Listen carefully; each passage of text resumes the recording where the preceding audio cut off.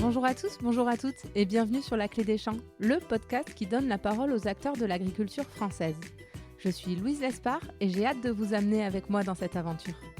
Dans ce podcast, je vous permets d'en apprendre bien plus sur notre monde agricole en partant à la rencontre de personnalités remarquables qui œuvrent à faire briller nos campagnes. Je vous emmène dans les coulisses de nos fermes pour découvrir le quotidien de ces acteurs de l'ombre pourtant indispensables à notre pays. Aujourd'hui, j'ai le plaisir de me rendre à Bains-sur-Rouste, en Bretagne, pour démarrer une série de 3 épisodes afin de découvrir la filière laitière bio européenne. Il y a quelques mois, j'ai été contactée par le CNIEL, qui est l'interprofession des produits laitiers et qui représente l'ensemble des acteurs de la filière laitière. Et en fait, dans le cadre de leur campagne de communication, qui s'appelle Prenez en main la bio et qui est cofinancée par l'Union européenne, ils ont pour objectif de valoriser plus spécifiquement la filière laitière bio. Alors pour ceux qui m'écoutent régulièrement, vous savez que je fais très peu, voire pas du tout d'épisodes sponsorisés. Mais j'ai décidé d'accepter ce partenariat parce que la filière laitière est un fleuron de l'agriculture française et pourtant on compte de moins en moins d'éleveurs laitiers. Ils sont pas moins de 13 000 à avoir abandonné le métier au cours des 10 dernières années pour n'être plus que 35 000 aujourd'hui. Et dans le sud-ouest, par exemple, chez moi, la profession connaît un décrochage impressionnant quand on regarde les courbes. Les éleveurs engagés en bio connaissent actuellement une situation particulièrement délicate suite au recul de la demande liée au contexte inflationniste qu'on traverse actuellement. Bref, alors dans ces 3 épisodes, je vous propose de partir à la découverte de l'ensemble de la filière.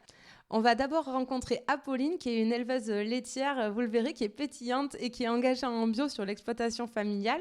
Dans un deuxième épisode, on rencontrera William, qui lui est responsable grand compte de la coopérative d'Apolline. Et en fait, la coop, c'est celle qui est en charge de transformer le lait d'Apolline en beurre ou en fromage, par exemple, puis de les vendre aux grandes surfaces, aux grossistes ou à la restauration collective. Et enfin, dans le dernier épisode, on ira avec Apolline chez Fabrice, qui est chef cuisinier dans une cantine scolaire et qui nous dira tout sur son métier et comment il s'attache à intégrer des produits laitiers bio dans ses menus. Allez, assez parlé, partons à la rencontre d'Apolline, une éleveuse passionnée qui produit du lait grâce à ses 130 vaches au cœur de la Bretagne.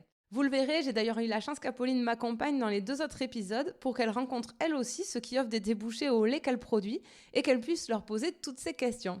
Je me suis régalée à ses côtés, encore merci à elle de m'avoir accompagnée. Bonne écoute!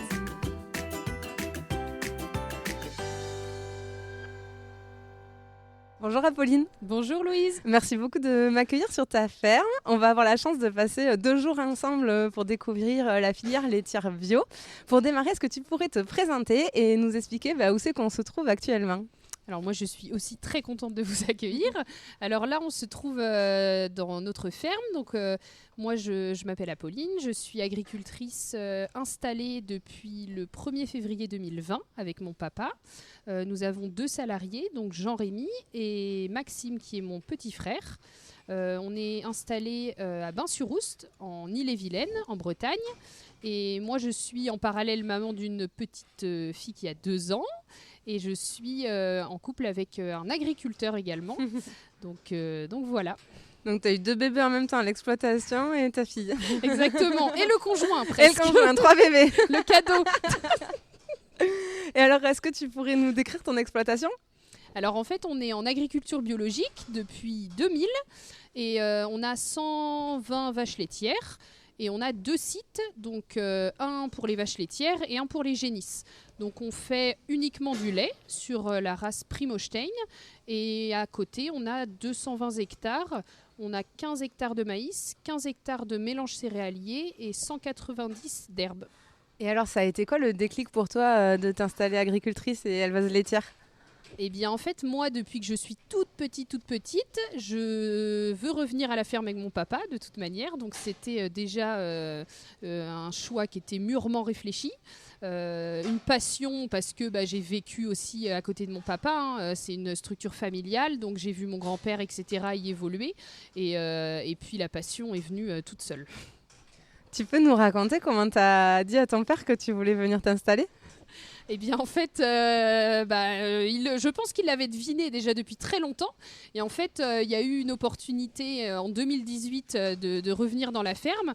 Donc on en parlait tout à l'heure, mais c'était assez rigolo. En fait, j'ai fait 1 an et demi de salariat avant de m'installer dans la ferme. Et du coup, en fait, je suis partie un matin à Rennes où je faisais mes études. Et puis, j'ai déposé dans la boîte aux lettres un CV, une lettre de motivation. Et puis, comme tout le monde, je suis passée par la même case. Et puis, du coup, j'ai été appelée par mon futur futur patron. Et puis, il m'a dit oui. Trop content qu'il y ait la relève qui soit assurée parce que il a quand même monté une belle affaire. Ça aurait été dommage que personne ne... Complètement. Après, on en a parlé, mais j'ai jamais eu le couteau sous la gorge. Vraiment, il m'a toujours donné le choix. Mais à côté de ça, il transpire la passion et ça s'est fait naturellement. Enfin, moi, il s'est jamais plaint de son métier. Il adore ce qu'il fait. Il est rémunéré de son métier. Ça, c'est aussi une question qui est très importante. Et je l'ai vu à la maison. On a pu partir en vacances. Il a eu des week-ends. Donc, c'est un ensemble qui fait que ce métier m'a donné envie d'y travailler, quoi. Justement, on te dit, des week-ends, des vacances, c'est assez rare. Et pourtant, vous avez quand même 130 vaches. C'est pas rien. C'est un gros troupeau. Comment vous êtes organisé pour pouvoir trouver un équilibre comme ça ? Eh bien, en fait, au tout début, ça s'est pas fait comme ça. Mon papa a commencé avec des horaires lambda, qui étaient celles de beaucoup d'agriculteurs, avec des soirées très longues et puis des week-ends de garde, des vacances très peu dans l'année. Enfin, on a vécu pas beaucoup de temps avec notre papa comme ça, mais un petit peu. Et puis un jour, ils ont voulu se réorganiser. Donc, il a voulu changer au niveau de la famille, passer un petit peu plus de temps avec nous et donner un petit peu plus de temps à ses loisirs, à ses responsabilités extérieures. Et du coup, il a réorganisé un petit peu son travail. Et depuis, nous, on commence à 7h, on finit à midi et demi. On reprend à 13h30, 14h. Et le soir, moi, c'est ma date butoir. À 18h15, il faut que je sois chez la nourrice. Donc, de toute manière, j'ai pas le choix, il faut que ça soit fini. Et dans ces horaires, c'est quoi ta journée type ? Tu fais quoi ? Tu démarres par quoi le matin ? Comment ça se passe ? Eh bien, le matin, je dépose ma petite à la nourrice à 7h. J'arrive ici à 7h15, 7h30. Donc, avec grand plaisir, j'ai mon papa et mon salarié qui ont démarré parce que s'ils m'attendaient, le boulot serait pas fini de bonne heure. Et du coup, on commence par la traite. Donc, jusqu'à 6h30 à 9h, on traite les vaches. Ensuite, 9h, 9h30, je donne à boire aux veaux. Ensuite, on fait l'alimentation des vaches, l'alimentation des génisses, on entretient les bâtiments, donc ça va être repaillé, curé, toutes ces choses-là qui sont la journée type. Et ensuite, de 10h à midi et demi, là, ça va être les tâches quotidiennes, saisonnières, dans les champs, dans les cultures, les clôtures, la gestion un petit peu des aléas à la ferme, mais voilà quoi. Et puis après, on va manger. Début d'après-midi, pareil, de 13h30 à 15h30, c'est les tâches de la journée. Et puis ensuite, on renchaîne la traite de bonne heure, 15h45. C'est très, très, très rare. Je connais personne, mais voilà, pour que 17h30, je termine, je fasse mes veaux, on resoigne un petit peu les vaches laitières, et puis à 18h... les 3/4 du temps, c'est fini. Après, bien sûr, il y a les aléas du direct. Et voilà. Ça n'a pas impacté la production de lait des vaches, de les traire plus tôt ? Après, ils l'ont. Mon papa l'a fait. Il était déjà en il était en conventionnel, donc ça avait l'air de fonctionner. Mais le fait qu'on soit en bio est aussi une question dans le sens où les vaches sont pas très très productives. On tourne aux alentours de 6500 litres par vache, et du coup, en fait, la traite du matin et la traite du soir, voilà, c'est pas non plus exceptionnel, quoi. On n'a pas des vaches qui sont à 35 kilos de moyenne où là, c'est hyper fragile et donc ça va. Après, bien sûr, on produit 2 fois plus de lait le matin que le soir. Ça, c'est clair, parce que la nuit est beaucoup plus longue que la journée. Mais elles ont l'air de s'y plaire. Parfait. Et alors, tu nous as dit que les 200 hectares que vous aviez par ailleurs, ça vous servait à l'alimentation des vaches. Pourquoi vous avez fait ce choix ? Est-ce que vous êtes autosuffisant et pourquoi vous avez fait ce choix ? Eh bien, en fait, nous, on a une particularité chez nous, c'est qu'en fait, les 3/4 de l'alimentation des vaches sur 250 jours de l'année quasiment, c'est l'affouragement en verre. En fait, on n'a pas beaucoup de matériel sur la ferme, mais on a un équipement faucheuse avant et autochargeuse à l'arrière où on va chercher l'herbe en verre dans les champs. Et c'est distribué tout de suite devant les vaches en frais. Donc, elles sont la journée au pâturage. On a 30 hectares accessibles autour de la ferme. Et le soir, après la traite, c'est la carotte. Elles ont une remorque entière d'affouragement en verre devant les cornadis, quoi. Donc ça, c'est l'alimentation des 3/4 de l'année, donc ce qui représente 190 hectares d'herbe, qui sont le foin, l'affouragement en verre et puis l'ensilage d'herbe. un petit peu de maïs parce que mine de rien, c'est une part inférieure sur la totalité, mais parce que en bio, c'est assez compliqué à mener une culture de maïs. Mais quand elle est réussie, ça a toute la valeur qu'elle apporte. Hein. Donc, on a gardé un petit fond dans la ration hivernale de maïs et puis un petit peu de mélange céréalier parce que on a besoin d'aliments énergétiques pour les animaux qui coûtent assez cher dans le commerce. Donc, on le produit sur la ferme et un petit peu de paille pour la litière, quoi. Ok, super. Bon, mais très bien. Écoute, je te propose qu'on laisse tes vaches tranquilles, qu'on aille poursuivre la discussion à l'intérieur pour notamment parler du bio et de ce que ça implique, toi, concrètement, dans ton quotidien comme règle à respecter pour que tu aies la certification. À tout de suite.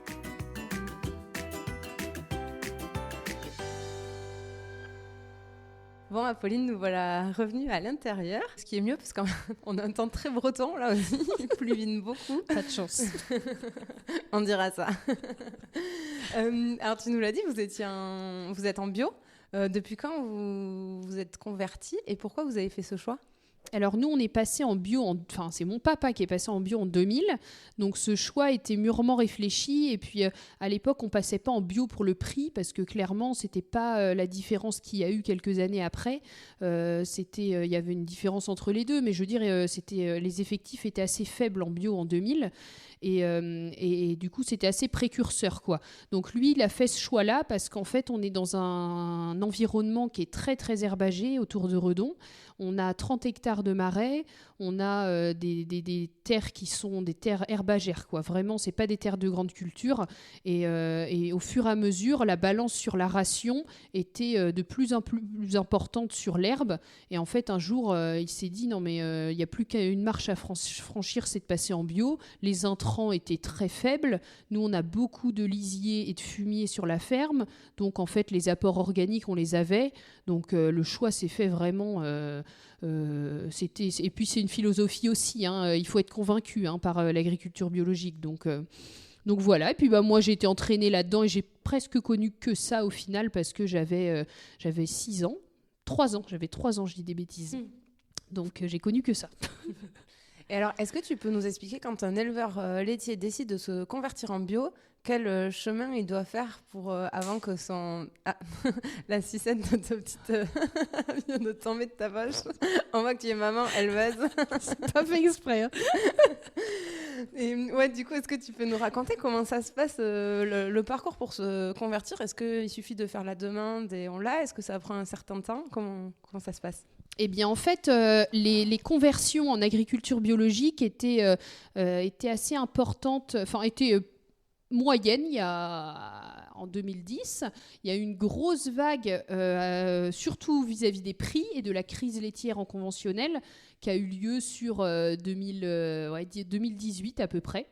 Il y a eu une grosse vague de conversion, donc les portes étaient grandes ouvertes des laiteries et on aura l'occasion d'en reparler parce qu'en fait, il y avait une demande de volume très importante. Donc, il y avait vraiment tout un ensemble qui nous amenait à produire bio, quoi. Donc, il y a eu beaucoup de conversions qui étaient encouragées par les laiteries, qui étaient soutenues. Il y avait une augmentation sur les 1000 litres par les laiteries sur les fermes qui partaient en conversion. Et en fait, cette vague-là est arrivée parce qu'il y a 2 ans de conversion en bio. Donc, tu convertis tout, ton cheptel, tes terres, etc. Et tu as le prix du lait qui est payé en conventionnel, quoi. Ouais. Donc, en fait, tu respectes toutes les règles du bio dans l'élevage. On va en parler ensuite des règles du bio, mais il faut tout respecter pendant 2 ans. Donc, avec les coûts que ça implique. Ouais. Mais par contre, pendant ces 2 ans, on vend au prix du conventionnel, donc sans répercuter cette hausse des coûts. Complètement. Donc, il y a vraiment un vrai engagement et il faut financièrement, c'est pas rien, quoi. Complètement. Et du coup, à la suite de ça, tu as un lait qui est payé en bio dans la laiterie dans laquelle tu as affilié, quoi. Le problème, c'est qu'aujourd'hui, en fait, avec la crise laitière en bio, les conversions se sont stoppées depuis presque 1 an parce qu'on a un volume qui n'a pas de débouché, quoi, par rapport à plein de raisons qu'on abordera sûrement. Mais du coup, aujourd'hui, on ne peut plus passer en bio, quoi. Ouais. Du coup, nous, les consommateurs, il faut qu'on comprenne qu'on a un vrai impact. C'est-à-dire que quand pendant le Covid, à la sortie du Covid, Covid, on se dit on a envie de bien manger, du coup on consomme plus de produits bio, les éleveurs prennent ça comme un signal du marché et se convertissent pour répondre à la demande. Mais par contre, à l'inverse, quand l'inflation arrive, quand on dit non, puis certains peuvent plus, mais qu'en tout cas on n'a plus le porte-monnaie pour se payer ces produits bio, que ça fait la chute de la demande, il y a des éleveurs en fait qui se sont convertis pendant les 2 années, qui arrivent maintenant sur le marché au moment où la demande baisse. Donc il y a un vrai impact de ce qu'on fait avec notre carte bleue. Complètement. Le consommateur a le pouvoir entier de toute notre filière, quoi. Mais je suis convaincue que notre mode de production est d'un respect pour l'environnement et même la santé humaine exceptionnel, quoi.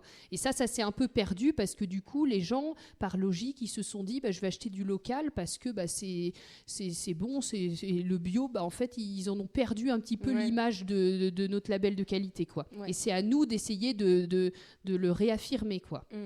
Oui, et puis tous les modèles sont complémentaires. Finalement, le bio, peut-être que tout le monde ne peut pas se permettre de l'acheter, ou le conventionnel ou le local.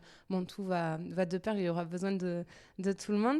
Et alors justement, est-ce que tu peux nous expliquer quelles sont les règles que le cahier des charges t'impose de respecter au quotidien pour que tu puisses avoir la certification bio sur ton lait ? Eh bien, en fait, c'est un gros travail. C'est compliqué de produire bio, forcément. Donc, c'est normal parce que c'est un gage de qualité qui doit être difficile à produire. Sinon, c'est trop facile et ça engage pas assez de questions. En fait, nous, tous les ans, on est contrôlé 2 fois par un organisme certificateur chez lequel on cotise. Donc, ils viennent 1 fois par an. C'est prévu, c'est organisé, c'est posé dans l'emploi du temps. Et il y a une autre fois où elle vient de manière inopinée. Elle arrive le matin ou l'après-midi dans la ferme. Il faut qu'on soit là, il faut qu'on soit disponible. Et là, elle fait le tour de la ferme de manière inopinée, quoi. Donc, c'est très bien sur l'idée parce que ça engage une charte de qualité qui est exceptionnelle. Après, à vivre, c'est un petit stress quand même, quoi. Ouais, j'imagine quand il y a quelqu'un qui débarque pour tout contrôler. Comment ça se passe ? Elle fait le tour de toutes les installations ? Qu'est-ce qu'elle fait ? Alors en fait, elle arrive sur la ferme, donc on fait une première partie au bureau où là, elle épluche l'ensemble des factures. Tout ce qui a été acheté, toute la compta depuis la dernière fois qu'elle est passée, parce que du coup, ça fait pile 1 an, quoi. Elle épluche sur 1 an toutes les factures, les achats, les ventes.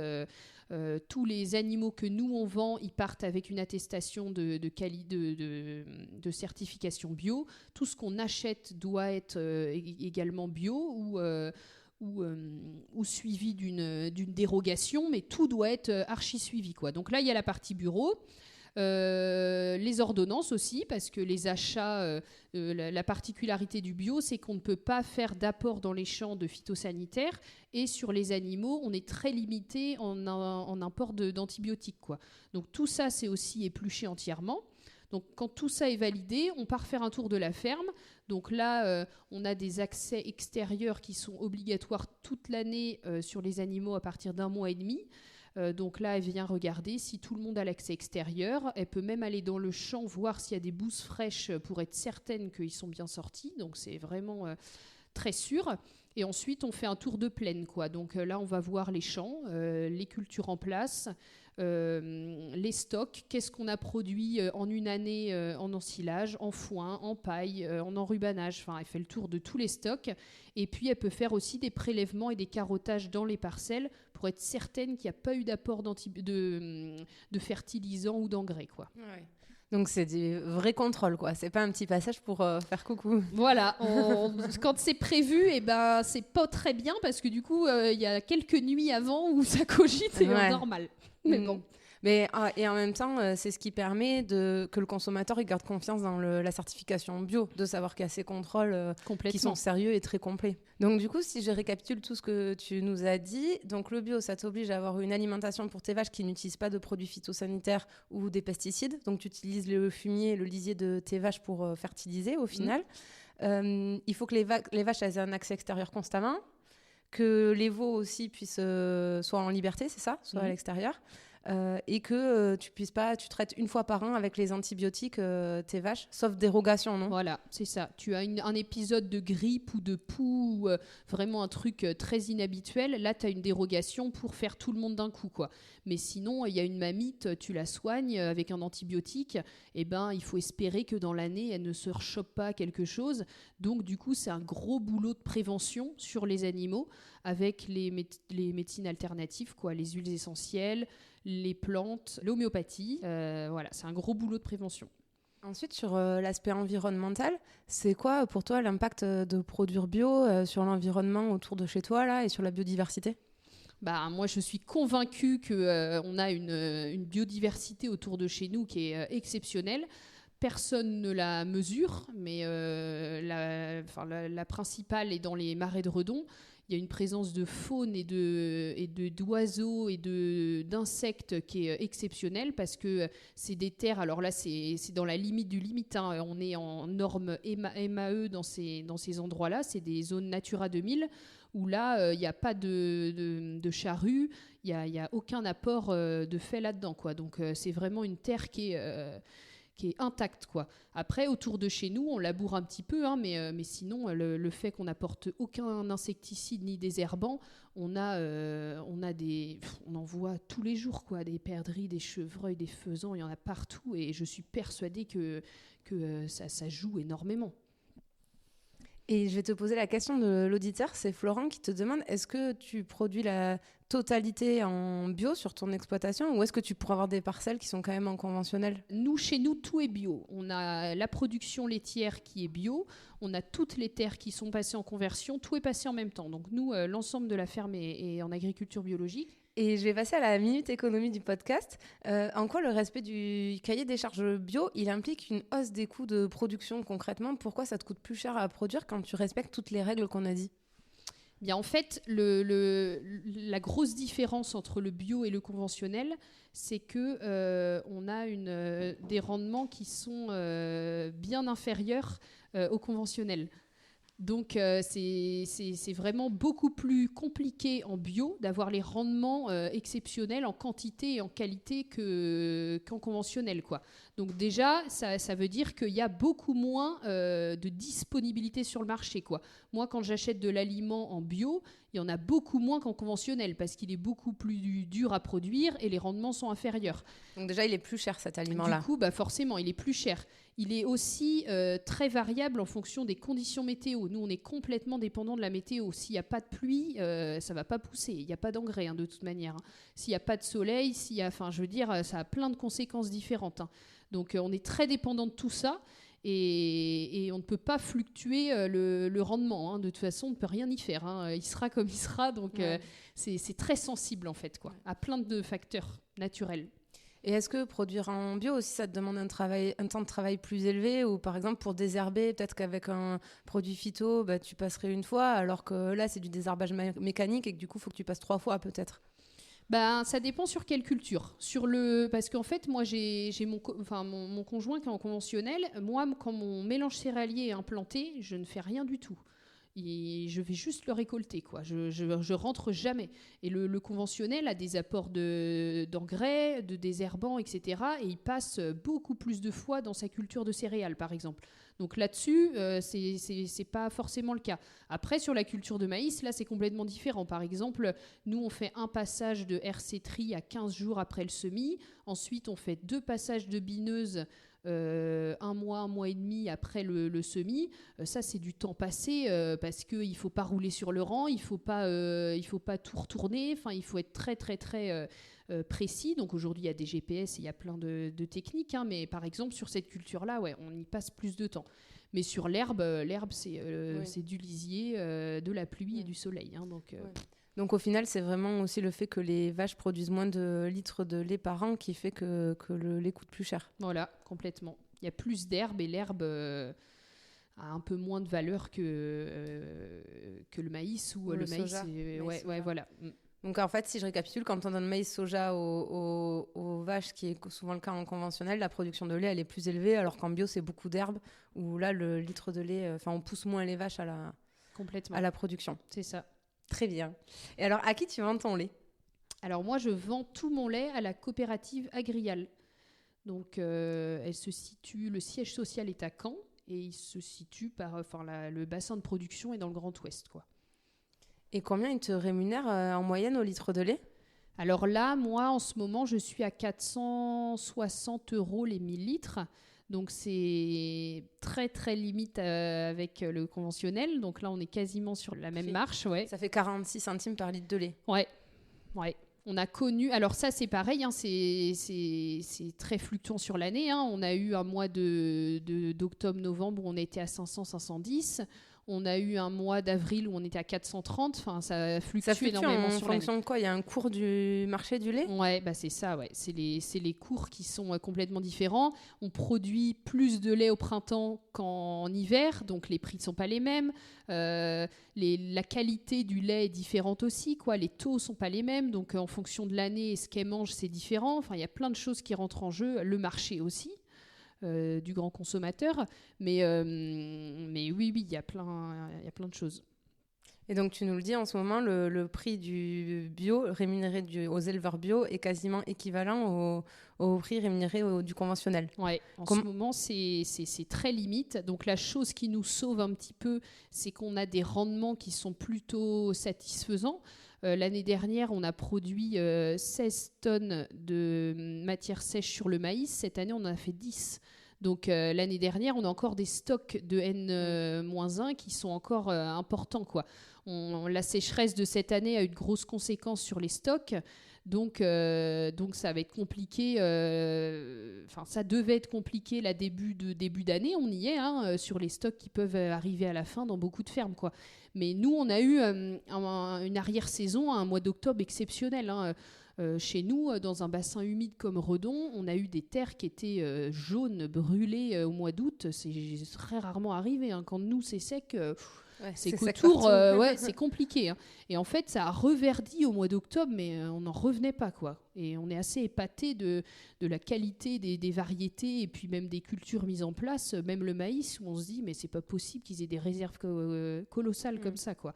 Donc bon, l'arrière-saison nous a sauvé un petit peu, quoi, sur les stocks. Mais oui, ce qui baisse vos coûts de production, donc qui vous permet de vous retrouver sur le... Parce que finalement, c'est le prix au litre du lait bio qui a diminué. De par les problèmes de demande dont on a parlé précédemment. Et le lait conventionnel, par contre, lui, le prix a un petit peu augmenté pour prendre en compte les hausses des coûts de production, c'est ça ? Voilà. Et puis, on a aussi une réalité. Les fermes laitières sont en nette diminution. Dans notre secteur, on a une bonne dynamique. On est beaucoup de jeunes agriculteurs. Enfin, on est tous un peu convaincus par nos systèmes qui sont rentables, mais j'ai des collègues qui sont dans d'autres secteurs où ils me disent, moi, mes voisins en lait, ils arrêtent tous pour faire de la culture parce qu'en ce moment, le blé, par exemple, est très bien payé, ou pour faire de l'allaitant. Enfin, ça part à petit feu, les fermes laitières, et c'est un gros souci, quoi. Nous, en Aquitaine, d'ailleurs, c'est la région qui a eu le plus de baisse, mais il n'y a quasiment plus aucun éleveur laitier. Nous, dans les Landes, on ne voit plus de vaches laitières. Je crois qu'on a perdu 13 000 exploitations en 10 ans. Donc, vous n'êtes plus que 35 000 exploitations à produire du lait. Et c'est parfait parce que tu anticipes ma partie d'après qui était effectivement sur la transmission et sur ce sujet, le fait qu'il y ait de moins en moins de jeunes qui reprennent les fermes laitières. Là, je le disais, on a perdu 13 000 exploitations en 10 ans, vous n'êtes plus que 35 000. Pourquoi, à ton avis, c'est quoi les raisons ?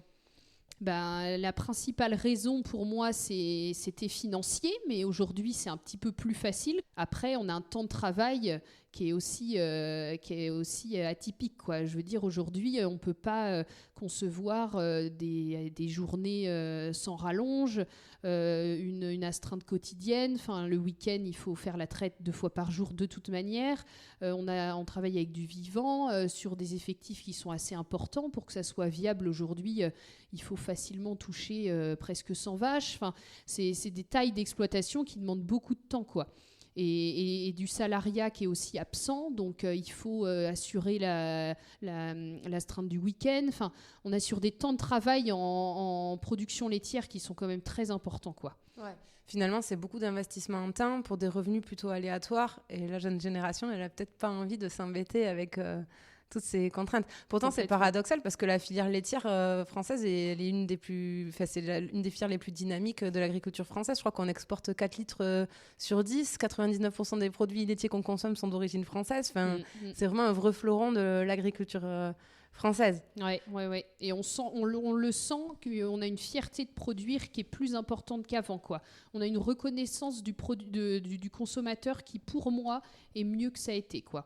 Heureusement que tu es là et d'autres jeunes de ta génération pour reprendre tout ça. Je sais pas si on l'a dit, mais tu as 25 ans quand même. Tu as repris tout ça et tu as l'air passionné. Et tu as un compte Instagram aussi où tu t'attaches à communiquer. C'est le gag de Guimbert, je crois. On peut te retrouver.